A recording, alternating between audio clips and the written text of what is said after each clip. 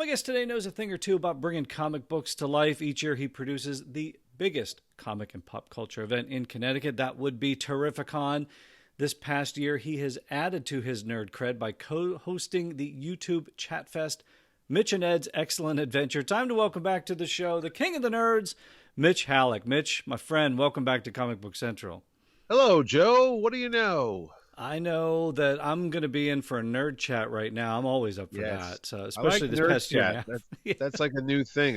When you just said that, I'm like, that's a good way to describe what happens. All the conventions were like in our window, in our laptop. Yeah. They're like all these. Well, anyway, yeah, I never liked that. I mean, I understood the necessity of it, but it was not the same thing. I mean, it's we talked a little bit about that last year. I kind of asked you if you were going to go that route, and it's like, no, if I can't, I think you were like on the level of if I can't have the guests there in person, then just postpone it a year. And I mean, this is kind of fun, like you and I right now, but it's not the same if you're sitting here and we're having a nice cold beer talking about movies and TV. It's not in Times Square, knocking back a few, talking about Raiders of wherever, or the back of a comic shop with warm vodka. Whenever the urge gets us, Joe, the Zoom things and Skype just won't replace the real deal. Okay? It won't. No, warm vodka out of the back of my trunk in a comic book store. No.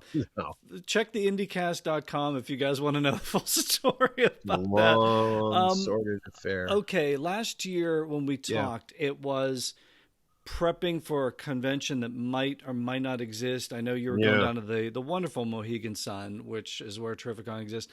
They were doing some things, but you just weren't sure. And to be safe, you just pulled the plug on it for a year. How has this preps for 2021 been like? Because it's got to be like crazy different for you. No, and the funny thing is I've kind of done 4 shows planning already this year. And people are like, what do you mean by that? Well, in January, I had the dates secured. I've had the dates secured for over a year.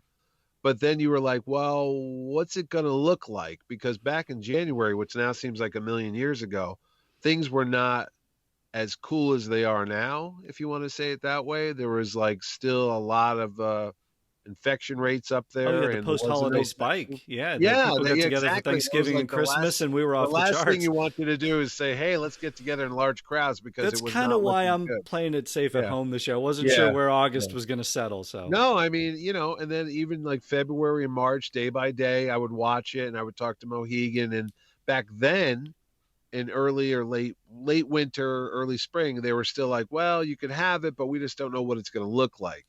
And then things kept getting better and better and better, with numbers going down and vaccinations going up. And what happened was the governor of the state of Connecticut came out on April 20th, because I remember I was just surprised. And he said, hey, on May 19th, we're lifting a lot of the restrictions. I'm like, oh. So then I had to get a different floor plan, because, I was using this other very widely spaced, socially distant idea. And then we got to move things in a little bit better. And then May 19th came by, which was only about a month and a half ago, really. And things got even better. And now things are more open up. So now I've changed it around. So literally 3 different times I had to plan this floor out, the show out, and then guest list too. You don't want to have a lot of guests if you can't have a lot of people, but then that changed. So now we're back to, now you can have some more people. Well, it was the comfort level with the guests too, like what they were getting comfortable with. Can you interact with fans? I know you had talked about not doing panels, maybe doing panels. It was back and forth. And you're at tables and it's very close. So that's amazing how that's even I know. more. It's literally like, I mean, the show, what's today? July 6th? As we're recording this, July 6th. And the show's in 3 weeks. In 3 weeks. Those 3 weeks are like light years compared to where we were just like 3 months ago. So, I mean, honestly, I added panels just like 2 weeks ago, because I had these giant panel rooms that were empty. And then everyone's like, well, why aren't you using them? I go, oh, we could do that now? And they're like, yeah, we're having indoor concerts pretty soon. I'm like, okay. So I had bets are off. Yeah, right. I know. We're still like, if I could pull this off, and a lot of the guests that I have coming, they're like, why didn't you promote me on social media? It's like, I have a backlog of stuff, because you didn't want to overpromise people like, hey, we're going to have all these people at the show, and then suddenly you can't. So I'm very cautious by nature. So I held back, And I'm like, I don't want to say, hey, Joe, you know what? We're going to get all these cool things and all this. And, oh, hey, Joe, all we got is a bunch of checkers and some, Well, and we didn't know what the things, Delta variant was going to do, how that's going to play into it. Exactly. So there's a lot of things. So how is that now for you? Because this isn't going to be business as usual. It's not going to be completely back to normal. But what kind of precautions are you taking? Are there like vaccination? I mean, masks? I mean, give us the rundown of what we can expect when somebody goes in through the doors of the Mohegan Sun. Yeah, well, the thing is, the good thing about Mohegan Sun Expo Center, as opposed to just like, Joe Expo Center down the street, is because most of those have been closed. I think all of them have been closed for the last year. But Mohegan Sun is a running full-scale resort casino 24/7, 365, so they never shut down. So they figured out long ago, almost over a year ago, how to stay in business with all the things that were going on. So they introduced temperature checks, which when you walk through the door, you don't even see it. It's these devices that are on the sides of the entrances that just read your body temperature as you walk in. And if you had a temperature of 99.9 or above, it flagged you, and they pulled you off to the side, and then they took another temperature gauge and they put it up to your forehead and they read your temperature. And if it was too high, you couldn't enter the building. They say, hey, you got to leave until your temperature comes down. It's like the Minority Report with Tom Cruise going through, and all the scanners are looking at your eyeballs and seeing what's going on. Yeah, something like that. So there was a big help because, they're watching. You might not even know. Right. I mean, a lot of folks didn't even know they were sick or something. They were walking through with, temperature. They had no idea. So that's one thing. Then they installed a lot of these UV, and I don't know the scientific how it all works, but these UV lighting structures or something like that. It's on their website. It reads all about what they've done to the place. Right. I mean, it was a huge financial investment, and the UV light does something too as well. It helps kill off some bacteria. I don't know how that all works.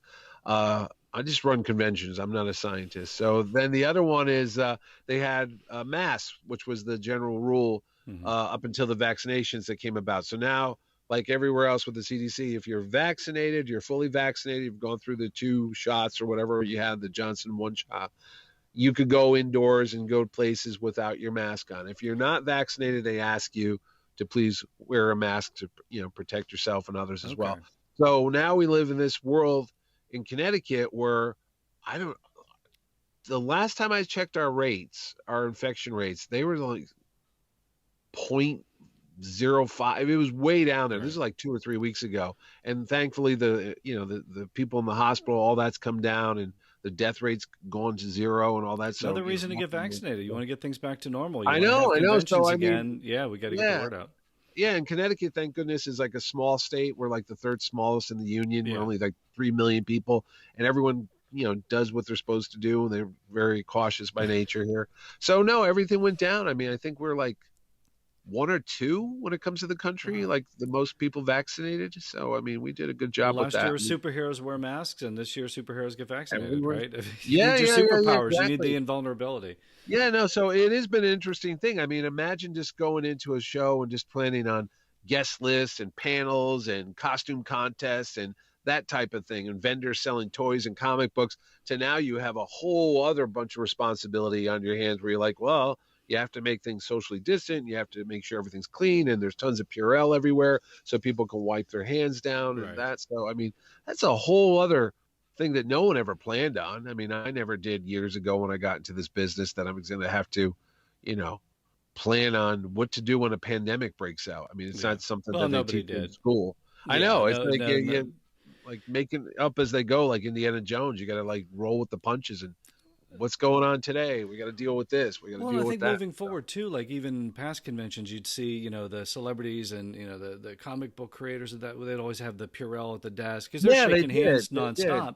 And we always kind of thought, okay, well, that kind of makes sense because they're me. Now we're all in that world. We're all Howie Mandel. So I think we're moving forward. We're all going to be a little bit more careful. I'm doing the elbow bumps, and it's, I don't need to grab a hold of everybody.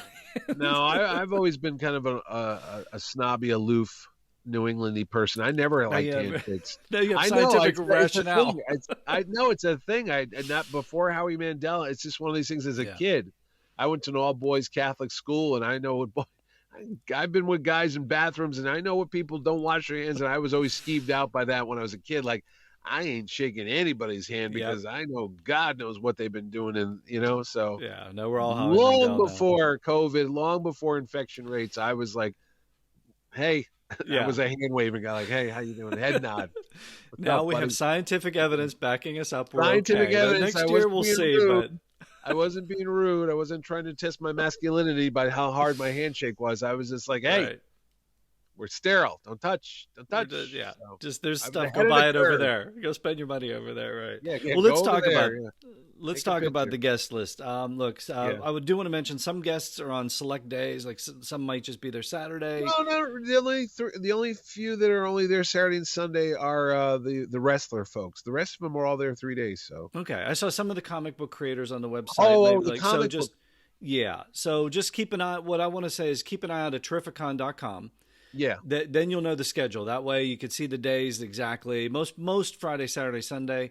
But just in case, we want to throw that caveat out there. Let's talk about this. There's two that I can think of off the top of my head. Comic creators that are only there on three. Actually, they're only there on Saturday. So you are correct, sir. John Cazaday, Joe Giella, and Sean Murphy. Only there on Saturday. And definitely Golden Age with Giella. So that'd be we're going to talk about that in a minute. Last year when we spoke, I know I did Trificon at home, so this is a big week for me at Comic Book Central. I'm not going to be there, unfortunately. I won't be running Q&As. I appreciate when you have me out there. A little bit different, but I'm going to do Trificon at home again. So I'm going to give. We're going to talk about the guests, but I'm actually going to have. You're kicking this off. I'm going to have a bunch of these guests on the show in the lead up to this as we go through. Last year, you had the Justice League animated cast. It was set to go. You're going to have the whole band. That's bumped to this year. We talked last year that, you know what, might work better this year because it's 20th anniversary. So I know. We got him here. You can hear him on Comic Book Central from last year. Susan Eisenberg, Wonder Woman, Maria Canals-Barrera, Hawkgirl, and George Newbern, Superman. They're all going to be there for the 20th anniversary this year. You got them again. Yes, I did. They're lucky their schedules were still open. Because it was a year ago, and then I had to move the show. I think I moved it up to the end of July because traditionally it's this first or second week of August. So that screwed things up too. But they managed to come through. Unfortunately, Kevin Conroy had a schedule conflict. He could not be here. I was working with Carl Lumley last year, which was like a big feather in my cap because he'd never really done shows. He was set to come to Terrificon, but unfortunately I did not get him this year. And now even more so because he was Isaiah Bradley, the old Captain America. Have you seen the comic books, the Captain America Truth comic book? I don't have them. Right? You've got them because you're a Captain America fan. We can see it behind you. But his comic books, those have skyrocketed. Have they really? They can't afford them, and they're not available yet. All this stuff is gone through the roof. I mean, all the old Star Wars things that I had that nobody wanted. The Thundercats comic book, which was like, in a 50-cent bin now, is like $300 because there's rumor of a movie. I mean, all the you mentioned Thundercats. Larry Kenny, the great Larry Kenny, he's making Larry a return Kenny appearance. is always there. Yeah. And I think I sent you an audio clip. Larry's always very generous with his vocal talents, and he goes, "Hey, do you want me to do your commercials?" I go, "Okay." I mean, this is a guy that's been doing radio and TV for 40, 50 years. Yes. And, voiceover, commercials, radio. And he just goes, "Hey, just send me a script." So I write something down, and next day, there it is in my inbox. Hello, friend of the show, Larry Cuckoo for Cocoa Pops. Yeah, Cuckoo for. We talked about that on the show. He did all the commercials back in the day. Count Dracula. Yeah, that's him. Let's stick in the DC universe. Batman the animated series. Okay, not Batman. Mentioned Kevin Conroy. Yeah. Maybe a teaser for another year coming in. But you got Robin. You got the other half of the dynamic duo, Lauren Lester, friend of the show, Diane Pershing, Poison Ivy, and Robert Costanzo played Harvey Bullock. So, you're covering the DC animated universe big time at Terrificon this year.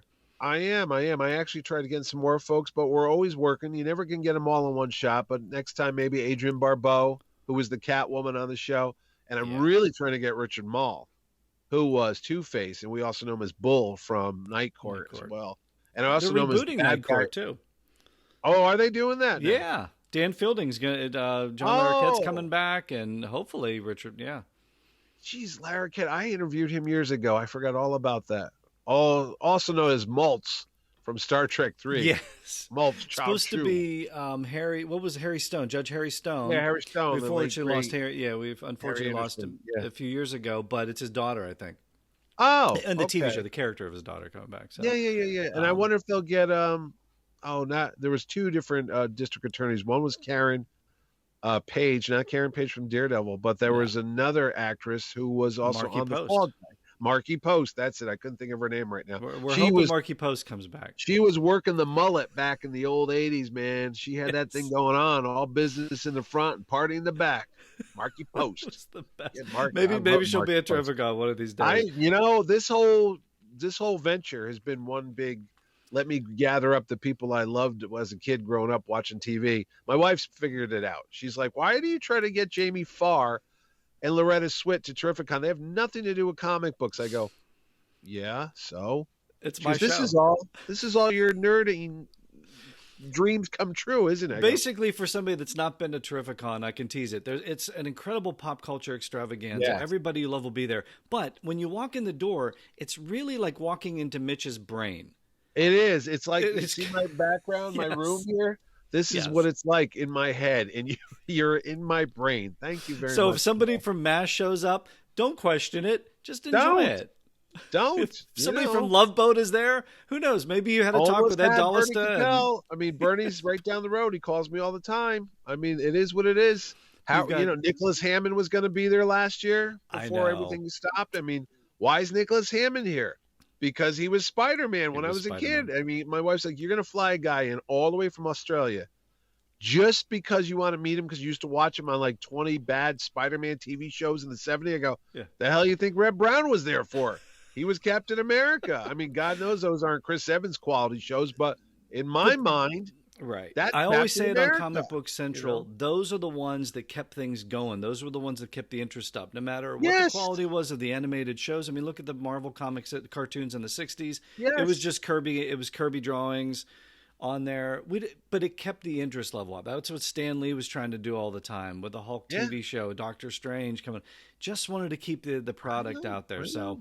That's why we love it. People talk about Ben Affleck being Daredevil. They talk about what's the Irish fellow's name that's Daredevil now? The one on the Netflix show. The Netflix, right? I whatever. We both know a blank. Yes, we're both drawing a blank. But in my mind, Rex Smith, Daredevil from who's been here on Comic Book Central. Yeah, that's right, friend of the show. So you got to get Rex Smith out there now. So I got to get my Thor. He's not Chris Hemsworth. Eric Kramer? Eric Kramer. Eric Kramer's my Thor. Come on, troll. Let's fight. See, exactly. That was the Avengers back in the day. That was our Avengers. And I'll even go as far as saying Peter Aykroyd, who's not related to Dan Aykroyd, even though I think they have a similar name. But it was on a TV movie, maybe you remember watching, called Exo-Man. Yep. And he basically made an Iron Man suit, and he walked around with it, and he fought crime. Hey, just call him Tony Stark. That's who I was thinking. They could all be there. They're not going to be there this year, but get him on the phone right now. Mitch is always taking guest suggestions. So I am. Always Matt Salinger, get him over here. He's only up the road from me. Again, he's been on the show. Ed Dollister, my co-buddy there from IndieCast and Mitch and Ed's show. He hates when I say this, but I go, oh yeah, they just live up the road. Because they do. In Connecticut, we're fortunate that we're like, I don't know, like next to Beverly Hills. It's like the next place where movie actors live because we're close to New York. So they could go do their Broadway plays or a film or whatever. And then they can come back to the country on the weekend. So we do tend to get a lot of celebrities in this area. And some inside baseball. And some inside baseball when Trificon was in its infancy. You and I were talking. Yeah. When you had it was like at a hockey arena. It was one year, and that was around the time I had Matt Salinger on the show. We chatted, and he's right there, and he was close to stopping by. Was he really? I think he was close to stopping by at one point. I think he considered it. So, look, you never know when you might meet 1990 Captain America. At Tim Daly. Look, I got George Newbern coming. Okay, he's Justice League Superman. Justice League Superman. But Tim Daly, aka Wings, Tim Daly, and then he did that other show with what is it, The Good Wife or The Good something? No, the one with Tia Leone. She was the Madam President, and he was the first. Okay, gentleman. I've not seen it, but okay. Well, Tim Daly, who was Superman originally on the Superman TV show, my buddy who helps with the show every year, Nate Case, who does our cosplay stuff, he calls me, and he was a manager at a Staples, and I won't tell you where, but it's somewhere in Connecticut. And he goes, hey, why don't you get Tim Daly to your show? I go, well, how do you know Tim Daly? He goes, he was just here a couple minutes ago buying copy paper. I'm like, what are you talking about? He goes, well, he lives right around. I'm like, oh my goodness. So a lot of these folks literally walk into the pizza restaurant or walk into the Staples or the grocery store, and you're like, hey, aren't you the guy from The Princess Bride? Which he is. He lives up the road as well. And that's the cool thing about Trificon is everybody is kind of around there. Tap into the talent that's around me and go, hey, come to the show. Let's talk about some other ones that are going to be. We mentioned Larry Kenney, more friends of Comic Book Central. Sean Gunn, the great Sean Gunn, he's going to be there making another appearance. Kathy Garver, she's been here. I don't know that she's been there. She's never been here. She's been trying to get out here for years. She's going to be there now. Firestar. AKA Firestar or Sissy from Family Affairs. I grew up knowing her. I was like, wait, that's the same person? Oh, my. Which also had its own comic book. Family Affair did have... And there is a weird connection. Family Affair, one of the stars who played Jody, Johnny Weissmuller? Not Johnny Weissmuller, Tarzan. Johnny Whitaker. The other guy was Tarzan. He was Tarzan. He's from Windber, PA. Or from, okay. But Johnny Whitaker, yes, who I actually thought about getting because he was Sigmund of the Sea Monsters, or Siggy of the Sea Monsters, as my friend Ed calls it. Yes. But no, I went for the other Sid and Marty Croft route. And we'll get there. Don't jump ahead of me. Don't jump ahead of me. Don't jump ahead of me. It's all connected, like they used to say on Agents of S.H.I.E.L.D., which they lied to us. I'm going to walk you into it. A huge get. He was going to be there last year. He's going to be here on Comic Book Central to preview his appearance. The great Michael Rooker. Oh, my goodness. You got Rooker coming on, too? He's going to be on, unless something strange happens between this recording and his recording. You're going to hear from him right here on Comic Book Central. But you're going to meet him in person. Yes. He does have a Q&A, right? He does. He's doing it by himself because I said, he does. They were like, are you nuts? Just turn the mic on and run out of the room because he's on stage for about 30 seconds. Yeah. And then I've literally seen him jump over chairs. At a Q&A, and you just run with whatever happens. Yeah. So I was going to have Sean Gunn be on the panel because they're, Guardians of the Galaxy work together. And then the agent said, no, don't do that. I was like, all right, because it would be like, no. It's like, so I called the panel. It's the Rooker show. I just put the panel title because I was coming, Guardian of the Galaxy. I was kind of come up with some kind of catchy title or theme. And I just put Rooker, enough said. And that's it. It's like, boom, that's the panel. Walk away, everybody. We don't. So I don't know if he's going to be bubble wrapped and masked and glove. Who knows? But he does interact. He does interact quite a lot. Touch that man. He'd kick it 6 ways to Sunday. You don't go near Michael Rooker. A couple more I want to mention: Scott Patterson, Gotham by Gaslight, voice artist, and Ross Marquand. Red Skull from the Avengers, not the Captain America. Not the first one, no, from the Endgame and the Infinity War. He was the Spectre of the Ghost Red Skull. Yeah. Yes, he will be there. Also a Walking Dead actor and also very talented voiceover actor as well. Yes. So usually Walking Dead, you can hit about 50 celebrities. There's probably everybody's been on that show at one time or another. Everybody's been on the show by now. So hitting the DC and Marvel universe all over the place. I want to run down some of these comic book guests. I can't even keep count of them. Correct me if I'm wrong. Look, it's not Terrificon without Jerry Ordway and Paul Kupperberg. Yeah, I can't get rid of those guys. Right. They're in the contract. They're always there. They're at the restaurants. They're everywhere you want to be. They're borrowing my rake. They don't bring it back. That has nothing to do with the convention. A little personal here. Tim Sale, Dan Jurgens. You got Amanda Connor and Jimmy Palmiotti. Yeah. Klaus Janson, Sean Murphy from Batman White Knight, Jim Starlin, John Cassaday we mentioned, Joe Gaiella. Talk about the golden age of comics. Yeah. Man's been working on comics for like 8 decades, I think. Original Captain America, right? 40s, 50s, 60s, 70s, 80s, 90s, zeros, 10s, 9 decades. Starro from Justice League, the famous Justice League. The very first Justice League, Raven Bolt. He worked on that. The very Green Lantern. He worked on the first appearance of Poison Ivy. I mean, you go to look at these classic books that are worth a fortune. Yeah. You open them up, you'll see Joe Giella as the inker on all that stuff. So he's a living legend, man. He's there. He was there 2 years ago, I think. When Joe comes in packed. The line never stops for Joe Giella. It's crazy. And speaking of first, Barbara Freelander, first female editor of DC Comics, I believe. Yeah, and then she did all their romance line, like all the Yes. stuff my sisters would read, like the True Romance and Nurses in Love and Yeah. all that stuff. But yeah, and then they had their own version of Archie comics, and then DC had Scooter, which was kind of like the hip teenage character. She was doing, what do they call it? YA, young adult stuff. Yeah. That's what they call it now. The kids, the kids. The kids. But she was doing it. She was But like the kids back in the day. She stuff. was right back there. in the day. Yeah. All right, you mentioned it. Let's get into it. And they're going to be right here on Comic Book Central as well in the days leading up to Terrificon. Let's head into the world of Sid and Marty Krofft. Yeah.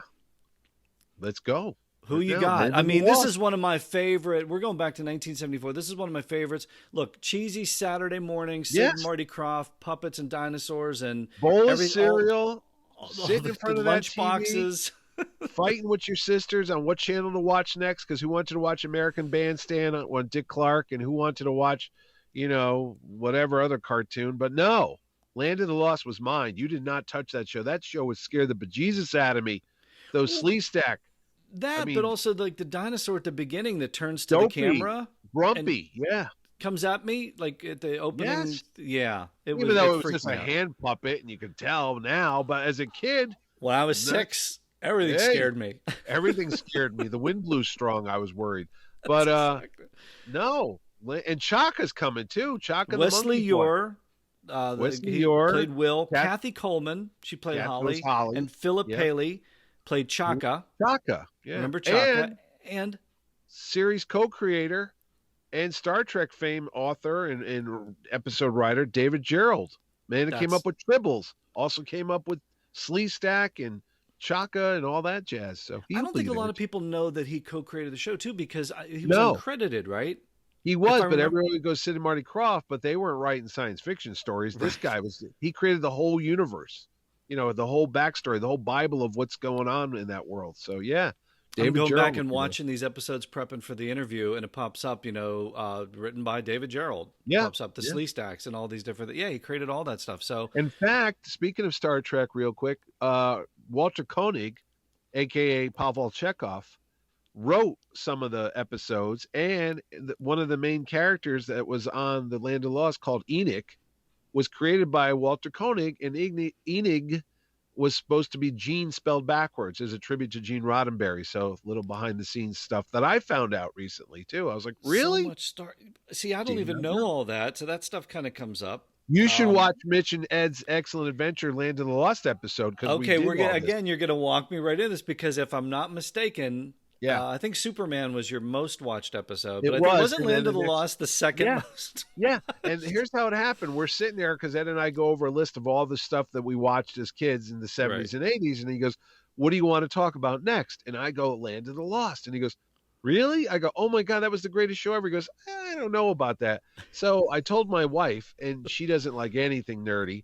She's more of a Hallmark Channel type person. So she was like, oh, I love Land of the Lost. You got to get those people for the show. And I'm like, wait a minute. This is Sharon. Billy D. Williams. Yeah, my wife Sharon. We've had Billy D. Williams. She doesn't care about any of the guests you have. She doesn't care about any of them. John Wesley Shipp insulted John Wesley Shipp to his face when she's like, who are you? And he's like, I'm the Flash. And she goes, and what does that mean? Sam Jones doesn't blink. She doesn't care. No. But she works nonstop the entire time she's there, but she's not getting autographs. Right. You mentioned Land of the Lost. Her eyes lit up. She's like, where is everybody? Where's Chaka? Where's Will? I want to meet them all.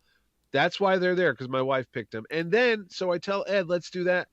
The second highest rated show we've done on our YouTube show, like 2,500 people have watched our Land of the Lost retrospective. So that's fantastic. I just got the DVDs. It's huge.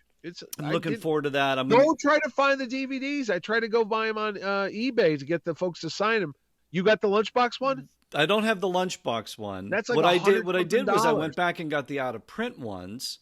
Yeah, found them because they have all the commentaries. They have show commentaries and extras that the Lunchbox version does not have. I did not know that. So keep that in mind for those out there. It's out of print, but they're going to be on my front doorstep here. Probably later really? Today. So did you find that on eBay? I did. Oh, okay. Because they have some on. I think they have some on Amazon, but mostly on eBay. Yeah, but they're pricey as crazy, right? Yeah. They're like $100 or something. I'm Stuberman. I know what I'm you doing. don't want to say it, but yeah, but they're more than the average bear. Okay, Yeah. let me just do that. So, but I found some good. I found some good used copies. Let's put it that way. Oh, so, all right, that's fine. That's fine. So they're going to be out there, and I think, look, I've seen them at other shows and things. They usually have the raft. They bring a raft with them, yeah. And they got a dinosaur, and they got. So for the fans there, if they're paying like for the photo ops, like the you you can get selfies worth. at tables and things, but when you're getting the photo ops, you get like the raft, and you're all on the raft together, right? Yeah, all you're missing is that portal to go through and end up in the land of the lost. I mean, Yeah, and then maybe the dad will disappear, and then the uncle will come in. Spencer Milligan, yeah, he's out your way. He's out in the Midwest. Spencer lives out in Ohio, I think. That is, I'm sorry, I'm going to be missing that one in person this year because that one's going to be crazy, but. I think you have guests back sometimes, so maybe I do. I mean, for those going out to fans Trificon, demand it. One of the reasons why John Shipp has been on our show 5 times, I think, except this year, people love the guy. Every time I go, John was the Shipp. Can you bring John Shipp back? Yeah, Sean Gunn's another one. People, can you bring Gunn back? I'm like, he's been here 3 times already, don't you? They love him. So they love them. So, well, those are the guests. I mean, there's a ton more. There's more people. Yeah, there's we didn't go to everybody, but yeah, there's a heck of a lot. So that's that. I want to talk about. I know we didn't have Trificon last year, but you did keep busy. We've referenced it so many times. I want to talk about it. Mitch and Ed's Excellent Adventure. This is the YouTube show that you launched with IndyCast host Ed Dallista at theindycast.com. That's where all IndyCast buddies over there. But you got the YouTube channel launched in April of last year. I'm telling you what, man, this is insane. You guys have covered so many pop culture touchstones. Raiders of the Lost Ark, Flash Gordon, Superman the movie, King Kong. $6 Million Man, King Kong 76, E.T. we just did the other day. Okay, you mentioned E.T. One of the questions you asked in the video was, did they ever have any, like you were talking about the merch. Yeah. You're wondering if they had any like calendars and things like that. I'm here to answer your question a little later, but yeah, Mitch, they had a calendar. They had one. Look at that. They had the ET calendar, which I still have. Calendars were the thing when I was a kid. Like a Christmas why were they? But why were they for young Mitchie? I don't know, because in the '83 calendar, I probably got Return of the Blade Runner. That was I have circled and highlighted May 25th. Return of the Jedi opens. Oh yeah, I was Space Hunter Adventures in the Forbidden Zone. Oh my God! With the Man Robert with Two Brains, Strauss? Superman 3, Octopussy in June. Oh, that was a great lineup. Never Say Never Again, 3? Jaws 3D, Brainstorm, Twilight Zone the movie. This is the best part about having these old calendars, because nerds like us used to write in what the movie. I know. I have all the Marvel, like most of the Marvel ones, because then I stopped getting them because I started getting The Empire Strikes Back. You know what I have that year? I know why I don't have that one. I have the MASH calendar for that year, because it's like your mom or dad would say, hey, what do you want for a present? And you go, could I, being a nerd, could I get the MASH calendar? Right. And, you didn't want to have more than one calendar. You kind of did, but you can't hang them all up, so you look kind of wacky. So you would hang one up. But I always have one. I have the Indiana Jones ones. I don't think they did a Raiders one. I think I got... There was a Last Crusade one that I had. There was a Last Crusade. There was a Temple of Doom. Yeah. Empire Strikes Back, of course. The Jedi. I'm going to say MASH. I don't know what I had. I don't know if Blade Runner had a calendar, but I keep thinking I had a Blade Runner one.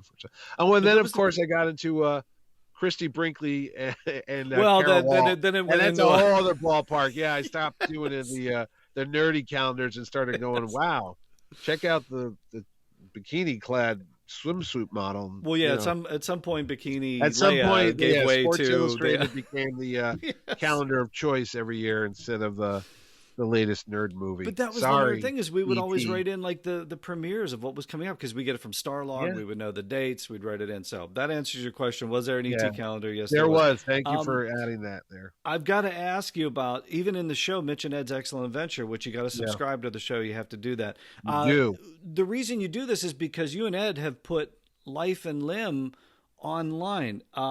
He tries to kill me. Well, Ed, I think, recently took an ET glowing finger right in the eye. He did. So hopefully he's recovering. No, well, Well, the funny thing is, the whole reason why that show started is because we were both on lockdown. Honestly, Ed was locked down in Australia. That's right. and I was locked down here in Connecticut, and it was like the only way we could talk to each other, because you weren't supposed to leave your house and go out and, be frivolous with your activities and socially. So Ed started using his Zoom thing, and we would just talk just to kind of keep ourselves, sane during all the quarantine. And that's how it started. And he said, hey, why don't we just start talking about movies and TV? Because we always end up doing it anyway, like you and I do. And then you do the indie cast, and it devolves from Raiders of the Lost Ark and Indiana Jones into movie pop culture stuff for about 30 minutes. That. So why not just do that as a shit? Right, exactly. Right. We would do it now that when there was no Indiana Jones news for years, which was like a decade. Ed and I would just start talking about movies and reviews, and then people would write in like, why don't you guys, I do remember that, why don't you do more of those, because that's the better show, when you and Mitch just go back and try to remember stuff because your memories are faulty. And we started going, no, that was 1983. No, it was 87. And we're yelling like old men at each other. Or you're yelling at him that Superman 2 didn't open in Australia in 1980 when it did. I didn't know, because you and I both know, being from the States, Superman 2 opened in June of 1981. And Ed's like, no, that was Christmas 1980. And it's mind-boggling now in the world we live in to think that there was a movie like that 6 months before everywhere else. You're like, what are you talking about? We're the United States. We created Superman.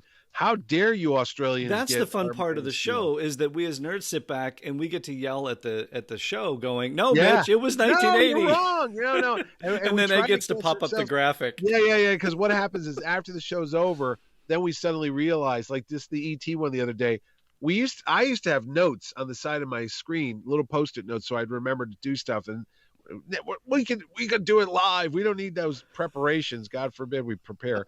And so we're doing it. And I had Erica Leniak is the girl that Henry Thomas kisses in E.T. from Baywatch years later. Yeah. And I meant to tell Ed that.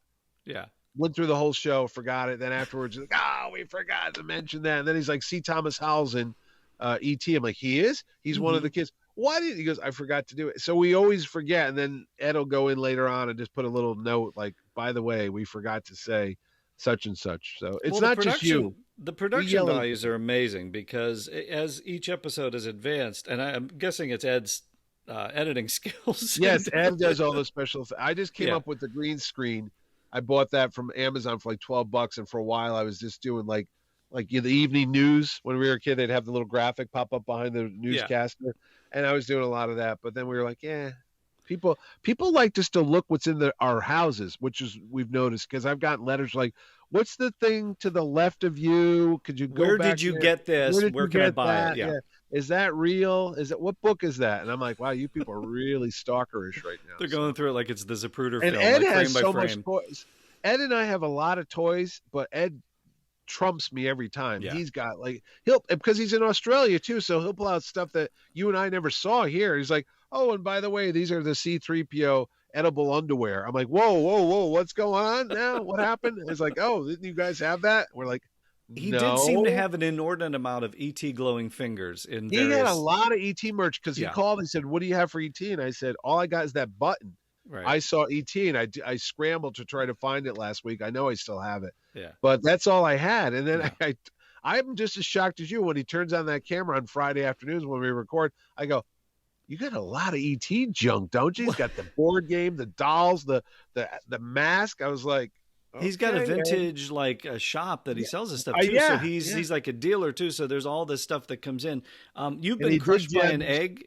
You've been crushed by an egg for Howard the Duck. You've been zapped into a game for Tron.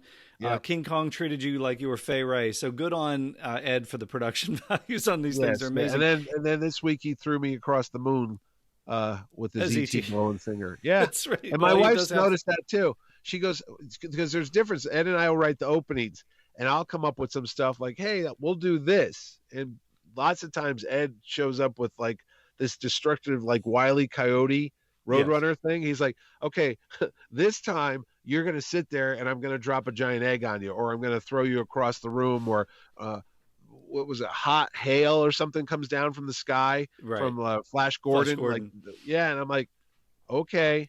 So it's fun seeing different ways that he'll torment you, but in real life, you both have been torn because you ate decades old cereal, you with Batman 1989 cereal, and Ed with the Indiana Jones 2008 Crystal Skull cereal. Crystal Skull cereal. Yeah. You guys I both always knew when I recovered, though, saved right? that.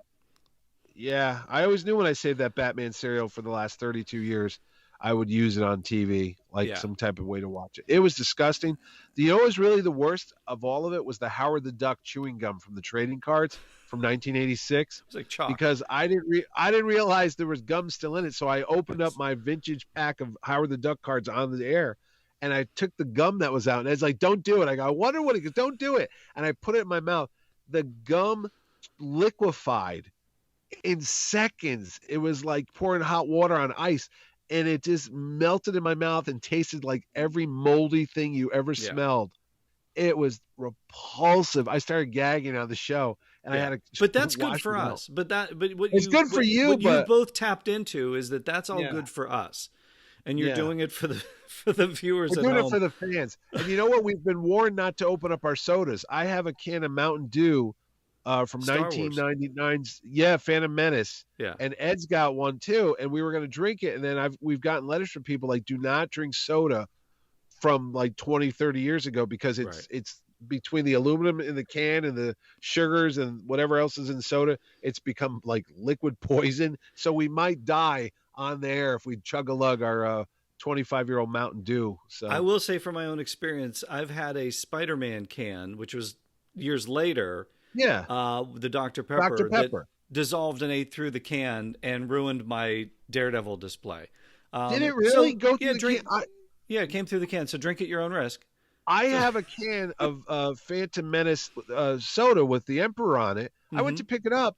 It was empty. I never opened the can. I'm like, where did it evaporate from? It's like, I'm like, this is weird. Yeah, drink at your own risk. Just let us know ahead of time so we can make sure we watch that episode and subscribe. Yeah. To it. Ed called me up to do the Batman cereal because we were going to do it when we had 300 viewers or 100. I don't remember how many it was, but I was asleep when he called, and you could see my hair's nutty looking. He's like, "Hey, Mitch, we got to record it." Go, why? He goes, "We hit 300 viewers, subscribers. You got to eat the cereal." So I got the cereal out, and I was sound asleep, and we recorded it live about 15 minutes.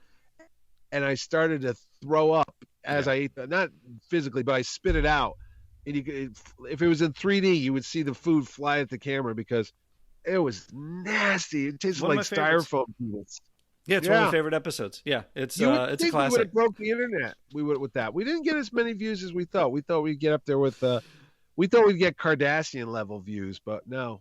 Well, let's hope people hearing this will go subscribe. Go subscribe to it. I know you're getting back into convention mode. Plans to continue the show as you're going through, or just maybe less of them? But okay, no more actually, because there were supposed to be 3 shows last year. I was going to do. I meant the Mitch and Ed's Excellent Adventure. Oh, that I thought you meant convention. Yeah. No, you're doing a ton of conventions. No, I'm off. We were supposed to do a salute to Captain America's 80th anniversary that was supposed to run this weekend. Okay. For 4th of July, but we got pushed back a week because of the things, and next thing you know, we did ET. So we're off schedule. So we have a lot more shows: Riptide, Tales of the Gold Monkey, Airwolf, shows that no one and their sister ever thought of again. But we're going to talk about it. Of course they will. There's people out there just like us. In the time we have left, I want to talk about some things that are going on. It's been quiet on the DC Universe front. Let's talk a little bit Marvel. Since we're nerding out here just for a little bit, I just want to get your thoughts on the state of movies going into a theater. So we've got Black Widow coming up, and then also we can stay home in quarantine with Disney Plus and watch with Black all the Widow cool stuff there. Your thoughts on all the Marvel stuff coming out? Can't wait. Been waiting for 2 years. When I hear that opening fanfare, I get goosebumps. It's crazy every week when I watch Loki or Falcon and Winter Soldier or WandaVision. So I know when I go to that theater on Thursday night, I already got my ticket, first day, first show, IMAX 2D, Black Widow, me and Jerry Ordway, dead center, because I picked the seats right there with my popcorn. Oh, as soon as the lights go out and you hear the dun dun dun dun dun dun dun dun, I got chills right now, man. I mean, I need help. Another good reason to get vaccinated. Not so you don't get the chills, but so that you can go see the movie. Yeah, you get the chills for another reason. You don't want that, but no. Right. You want to go see Shang-Chi. You want to go see the Eternals. You want to go see Spider-Man. You want to go see Doctor Strange. Want to get back to the world of the movies. I love the movies. Got to go back. What are your thoughts on the Disney Plus streaming stuff that's going on right now? You got WandaVision, you got Falcon and Winter Soldier, and Loki. Look, I got Loki right now. I'll tell you what, WandaVision took me a while to warm up to it, but at the end it was like fantastic when it was all said and done. Falcon and Winter Soldier, I wish it was longer. I was kind of disappointed it was only 6 episodes because I think they kind of rushed the end. And then I've even heard like there was other stories that they didn't get to do because they had to change the whole production because of the COVID lockdown and such.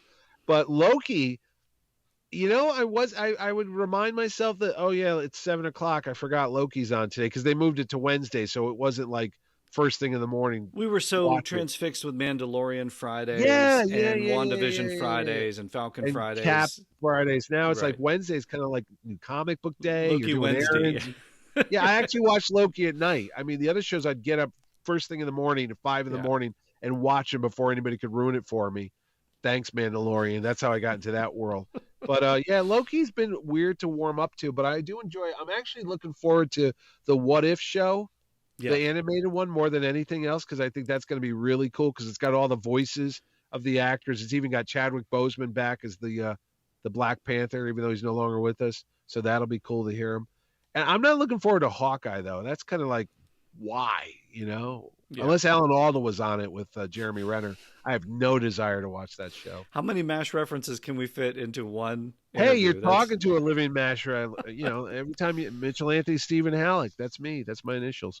So we've got Red Skull coming up at Trificon. So are you looking forward to 2022? Are you kind of looking at the Marvel things going on now? I was trying to get Batroc. He never got back to me. So if he's out there listening, George, whatever his name, I can't, something St. Pierre, the actor's name, whatever. It's on you, buddy. I tried getting you. The good thing about all these shows is now there's more and more actors in the Marvel MCU that you could get. I mean, you can't get Chris Evans, you can't get Robert Downey Jr., but maybe Sharon Carter. You can get Sharon Carter, which I inadvertently interviewed her husband and didn't even realize it. You could get Baron Strucker, who I interviewed as well, didn't realize who he was until. I love your interviews because you half the time you have no idea who you're interviewing. I don't do the prep. I'm not Joe Stuber when it comes to this stuff. I kind of just show up and I'm like, hey, and I put the mic on and they're like, when I'm calling the guy Babe throughout the whole interview because I don't know his name, that's not really reporting. I'm sorry. I'm doing Lois Lane and again. Jimmy You're Olsen. not a scientist. You run the show, but you're not doing the show. Yeah. I know. I'm not doing my due diligence, but hey, it's gotten me this far. But 2022, can you give us a preview of 2022 Trificon? Because I know you're always thinking. I know the dates. Year out. I know the dates. It's July 29th to July 31st. It's at the end of July now. So because don't get that confused with this year's Trificon. No, because my wife said, we haven't gone on a vacation in August in over 11 years because we were always doing the show, and then my kids would go off to college or school, so we would never really have a vacation. Right. So we were like, why don't we move it up a bit and we can actually have a life again?